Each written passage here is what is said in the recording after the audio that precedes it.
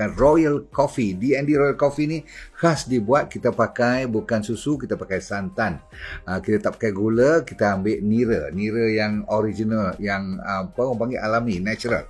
Jadi ditambah pula dengan bonus sebab nak bagi Royal ni tak boleh semua orang buat kopi-kopi biasa kan, yang Arabica, Robusta semua tu biasa. Kita ambil yang berkualiti tinggi. Ke dalam ni zat yang penting sekali ialah untuk radangan, inflamasi, itu datangnya daripada omega 3, sachansea oil. Lindsay adalah untuk anti cancer, bantu, kita tak kata ni ubat, jaga baik, membantu mengurangkan risiko kanser, risiko masalah sakit-sakit sendi, sakit-sakit seluruh badan, dan yang orang kata apa, tempat-tempat yang herba-herba lain tak berani pergi, dia Lindsay ni memang famous untuk daripada ujung rambut sampai ujung kaki. Tapi kita fokuskan kepada penyakit-penyakit yang kronik.